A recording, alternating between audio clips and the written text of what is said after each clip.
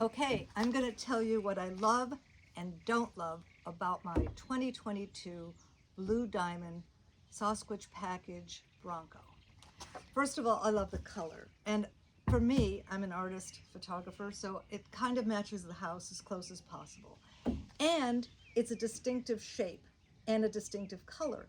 To me, all those cars out there, including Teslas, look like Ford Focuses, so I can't tell, especially if they're black, white, or red, or silver, really boring. So this little vehicle now, you can see or hear me coming from a long distance, and I can find it in any parking lot. Very important. So the other thing, the drawback in having such large tires, 36-inch, is that they do not make mud flaps for this car, nor do they make a tire cover, both of which I really need. I'm not going to go off-roading. Now, this is the other thing. I'm sure that Ford never expected to market to someone of my age. But I love this car because it's sturdy, I'm visible, I can see I'm as tall as a truck, I am a short person, and it serves all those requirements for me. So I love it, and more women my age should look into something like this. So the other thing that is not so great about it is this windshield is a bug magnet. Now, I've had my 2005 Honda Element all this time, and the windshield has never gotten buggy like this, but somehow the angle of it, not so good.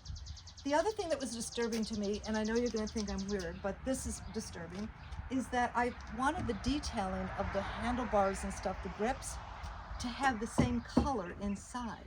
But they chose to have the cyan blue in there, but since an artist friend pointed that out, that was why it was blue, I'm okay with that marginally. The other thing about this vehicle is that it doesn't have a lot of room. If you're a big person, and I'm a short person, you can't really fit in the back seat very well. Just so you know, I mean, you guys that are gonna go off-roading, yeah, you better have some small women in the back.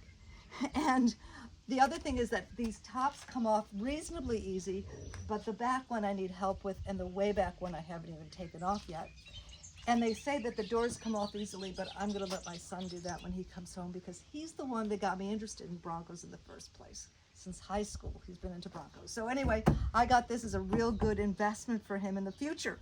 The other thing that's annoying is I spent a lot of money on this vehicle, and it came with all these great accessory coupons, of which I can use practically none because, number one, they don't fit this vehicle, and then the cargo cap that was going to be in the back, it just hangs out. It doesn't fit at all. No way does it fit.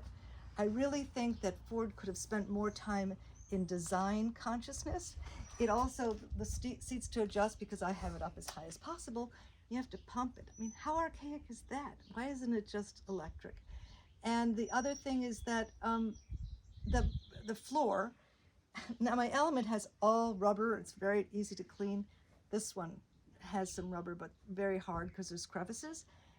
And the other thing is that the seats, why don't they, in the Element, they flip up?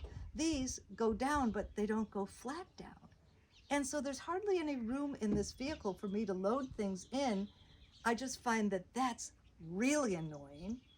But other than that, it's a wonderful V6 2.7 liter EcoBoost engine.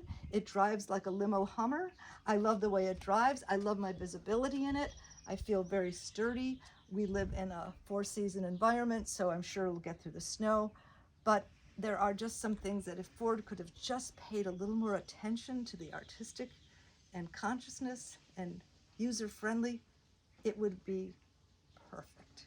However, I do love it, and I do recommend it. Thank you, Ford.